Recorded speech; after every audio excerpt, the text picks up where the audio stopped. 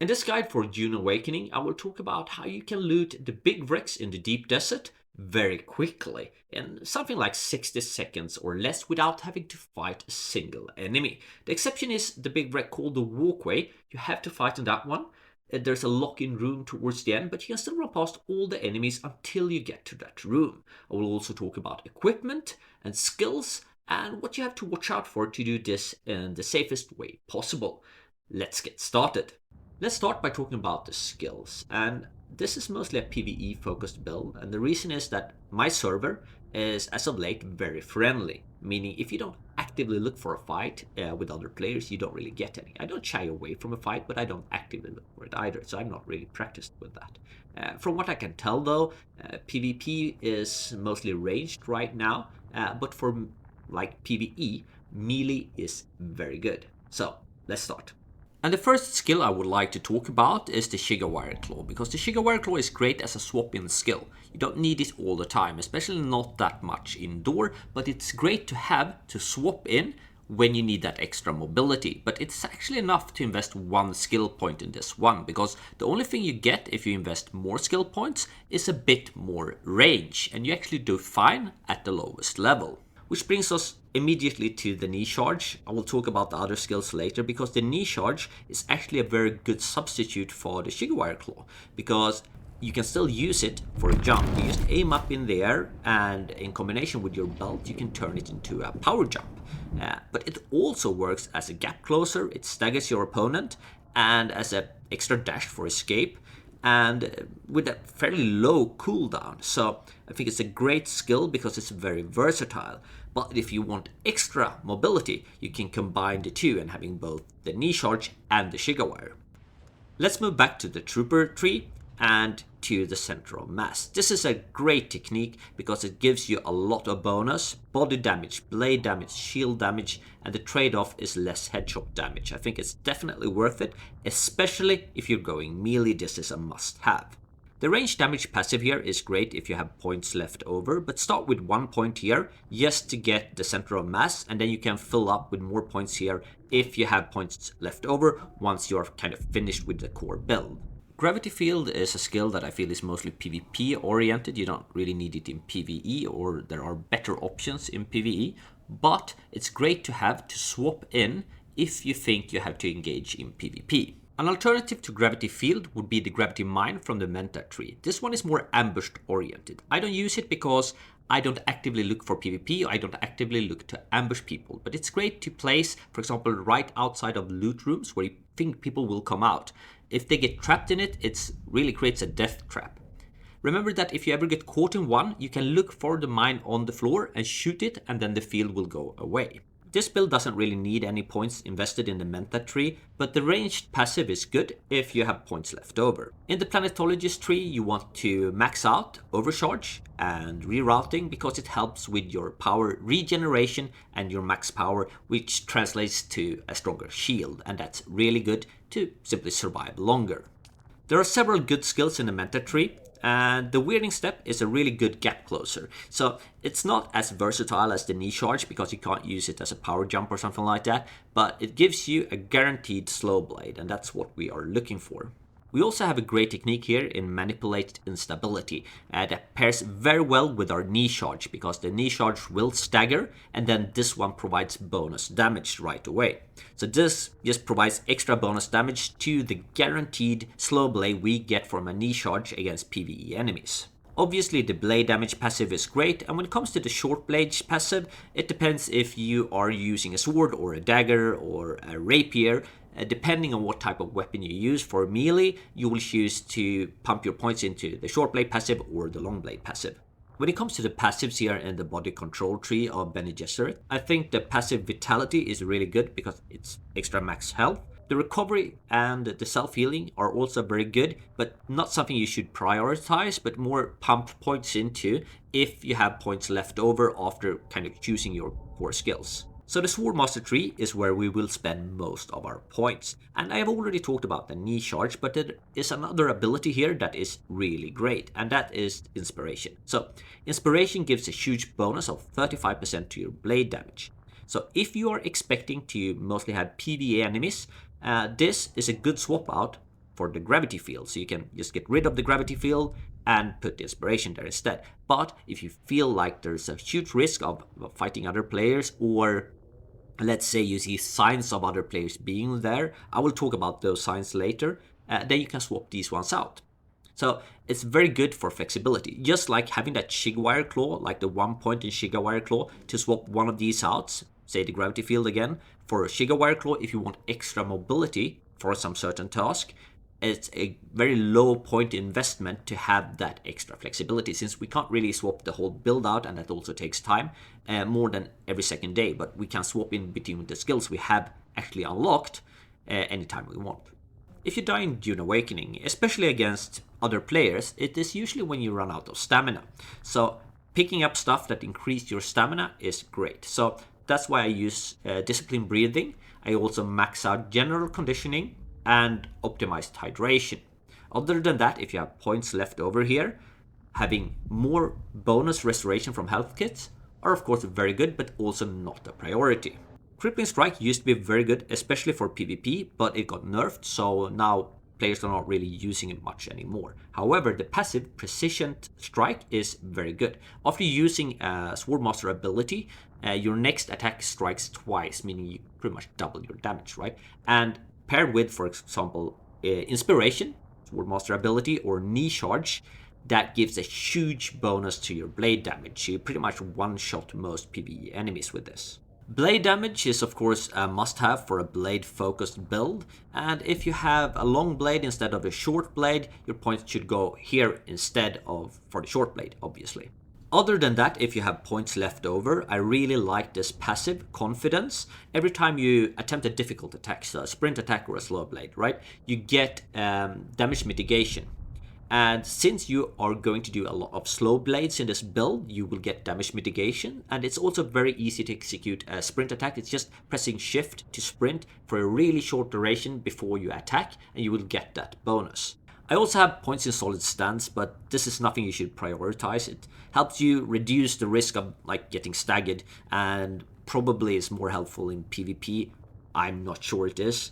That's my theory about it, but I haven't really tried it out, so only if you have points left over. Otherwise, skip this one. So what this build does is that it stacks a lot of bonus to your blade damage, especially if you use the Inspiration ability here instead of Gravity Field, so that you can really quickly take down PvE enemies. And you got 2 guaranteed slow blades in the form of Weirding Step and Knee Charge. It's not guaranteed against players, but against NPCs it's a guaranteed slow blade, on top of obviously parrying and attacking that way, right? On top of that, you also have really great stamina regeneration and power regeneration and max power. I should also mention that you are not really supposed to incorporate the Precision Strike bonus when fighting PvE enemies. This is if you think that there are other players nearby that you have to fight, then you should activate the Spice Melange, not otherwise. Let's talk about equipment, and I want to start by saying that you don't really need very good equipment to do the Vrex. As I mentioned at the start of the video, most of the Vrex you will not fight in, and when you do, it's actually good enough with tier 5 gear. The reason to have the best possible equipment is in the case of running into other players. Let's start with the power pack, and you don't need a Young Sparky MK6, but prioritize getting the power pack MK6. It really helps you because it improves your shield so much to have the highest level of power pack. Other than that, if you can get your hands on circuit gauntlets, they are best in slot because they decrease power usage, which has the same effect as having more power. So more power for your shield, more power for other stuff you want to do. I also use the power harness for pretty much the same reason. It increases maximum power. Both the power harness and the circuit gauntlets are possible to get from the Lancerad. I mixed this in with Pincushion helmet, Pincushion pants and boots, so light boots, pants and helmets. Not so much for the blade mitigation as for the dash stamina cost. So heavy equipment got an extra cost to dashing in form of stamina, and well, stamina is very important and being able to dash is very important. So having all heavy equipment, that makes it very expensive to dash. I only have Haltman Shield MK5, because the MK6 recipe is really hard to get your hands on, and I haven't gotten my hands on that one. So just take the highest tier of shield you can make, which most of the time is MK5. For suspensor belt, I use the full suspensor belt. It's very cheap to make when you reach endgame, and I feel like it works extremely well. The only downside is that it degrades very quickly, so keep a spare one in your inventory. When it comes to melee weapons, just get the highest tier you can get, regardless if it's a sword or a knife. Just adapt your passives to fit that, so the correct type of blade damage. But if you have both, I like the blade a bit better because it's faster, so it's harder to block. Other than that, I have a shotgun, I have a disruptor, and I have a sniper rifle. I actually think the Regis disruptor pistol is considered best in slot as far as disruptors go. But these ones are mostly used for PvP. I don't really feel like I need them in PvE situations. Big disclaimer here, because I'm not that practiced with PvP, as I mentioned previously in the video, but from my understanding right now, the meta is more or less that you try to catch the enemy in a gravity field or a gravity mine, and then use a disruptor to remove the shield, and then depending on distance, either finish them off with a shotgun or a sniper rifle. Even if you do not manage to catch them in the gravity field, you can still go for removing the shield with the disruptor, of course. Anyway, let's move on to another part of your equipment, your Ornithopter. The inventory on your person will be enough doing wrecks. You don't need storage on the Ornithopter, so use a light Ornithopter with thrusters. You can do fine with a tier 4 Ornithopter. Anything faster is just for convenience, but also don't be afraid of upgrading your light Ornithopter to traverse the map faster, because if you have high tier thrusters and wings on a light Ornithopter, nothing with missiles will catch you, so you are quite safe. So just upgrade it to the max, and if you want to do some other activity, you can always switch out the parts. Let's start with the wrecks, and in this case the deep dark one. So this one has no enemies. And by the way, if you wonder why I'm running around in my boxers in this wreck, it's because it's some old footage I used for another video. So on the top there are two different holes down into the hull. One is very jagged, and that's the one you should jump down through. Once you get down, you see an instrument panel with a faint red glow, and you should orient yourself towards it. You saw it there really briefly towards the left hand side, and in the corner there's a purple glow, and that's where you need to go in to find the key. There is a trap there going off. If there's no trap going off, that means another player had been there very recently. So this wreck is a good example of where you can use both the knee charge and the Shigawire claw, because you can use the Shigawire claw to jump straight back out, because you don't need to run through this wreck. Of course, you could just be running here on foot, but you can also do the power jump with the knee charge. Just jump straight to the exit that is down here and go in this way to grab the loot. If you want to be careful here before jumping down, you could also scan, because that would show if players are waiting outside to grab the loot. So anyway, this wreck, doing it this way, probably takes around, well, I kind of screwed up there a little bit, but it takes around 60 seconds. Obviously it's better if you don't set yourself on fire, which is very much possible. If you just grab the loot quickly, you can actually dash out of the way of the trap going off at the chest. Let's move on to the next wreck, but before we do that, I know that it is probably quite tiresome to have content creators constantly ask you to like the video and subscribe, but I mean, it really helps for reach. So if you found this video helpful, at least so far, a very easy way to help me is to actually click that like button. Anyway, let's move on to the wrecked wreck. It's a very small shipwreck that you can also encounter in the PvP zone. Times I have encountered this wreck, there have been no enemies, but I think this one can actually spawn with a few, like 3 NPC enemies as well. So there's no real need for a guide on how to traverse this shipwreck because it's so small. When you enter, there is a door on the right hand side after you enter that you need to wield open to get to the treasure chest, but that's all. Other than that, all you need to be careful or have to watch out for are other players. So when you move out of the wreck, just make sure that you haven't heard an Ornithopter land. Maybe scan as well if you want to be extra careful, and you should be safe in and out in less than 60 seconds as well.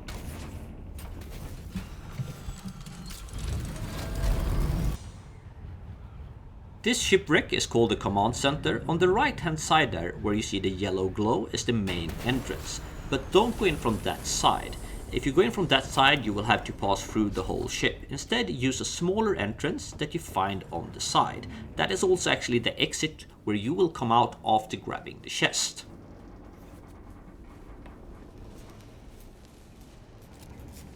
You see the exit there on the left hand side? Just go around the corner here, jump over the stairs. There are a few enemies in this room. Try to ignore them and also watch out for a hole in the floor where you can fall down to the level below. You might have to tank some damage here, so here is a really good place to have somewhat high level equipment if you want to ignore the enemies. Over here in the corner is the chest. Just grab it. I screwed up here and I'm tanking much more damage than I should be doing. But I just didn't really want to re-record. Anyway, you head out, and I think this one is also less than 60 seconds. This shipwreck is called the Holy Wreck. You can find an exact replica of this one in the A row of the deep desert with tier 5 loot, but obviously when you find it out further out in the deep desert, it has the highest tier of loot. In here, ignore the door to the left there that you have to wield up open. Instead, just jump down through the floor and make your way down here to grab the key. It's over here in the corner. And go out the way you came. There's no need to go out through that green door either. There's nothing of value out there.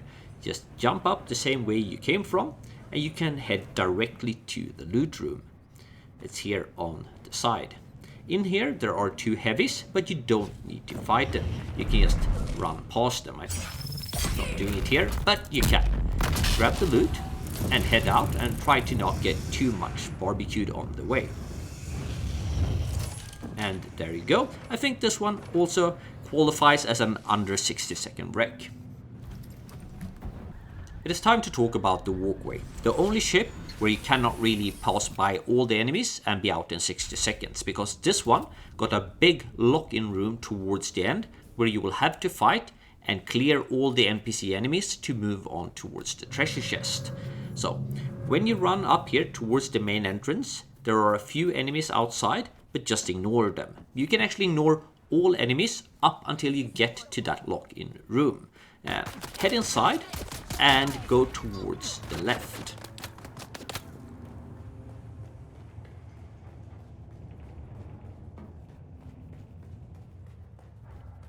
Then head into the main hall, but ignore the enemies here as well, and instead jump up on towards the little ledge here. You need to wield open the door here on the left hand side and grab the key inside. Keep running this way and ignore all the enemies that you bump into, or try to not bump into them. Head towards the door here in the end. That's what we needed the key for. Once you run past this door, you will be locked in until you killed all the NPCs inside, and then you can move on to the treasure chest. So this is where you actually run quite a high risk of getting ambushed, simply because you will be stuck here for quite some time. I think this might be a good time to talk about how to loot the wrecks very safely. So first, before you go down and land on the ship, you can take a good look at the horizon, because nowadays you have a 2-kilometer distance where you can spot ornithopters. For the quick wrecks, that means you can buy yourself pretty much the time it takes to loot the ship, because like if someone would show up at the horizon heading your direction, it actually takes some time for them to reach you, and you will already be on your way out when they land. You can also be mindful of the position of NPCs when you land. If NPCs are not in the positions they should be or dead, that might be sign of player activity or a player nearby waiting. Since we have individual loot now, the most likely place for someone to wait in ambush is outside where you will exit the treasure room. So you can actually head over there, scan right away and see if a player is there, because if you see a water droplet outside of the treasure room, outside of the ship where there shouldn't be any NPCs, that means a player is standing there waiting.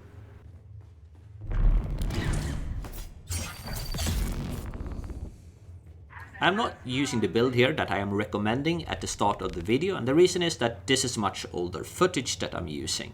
But if you are using that build, this will go a lot faster because you will do more blade damage. Just be careful when you head outside. It might be a good idea to actually scan before heading outside in case someone is waiting for you.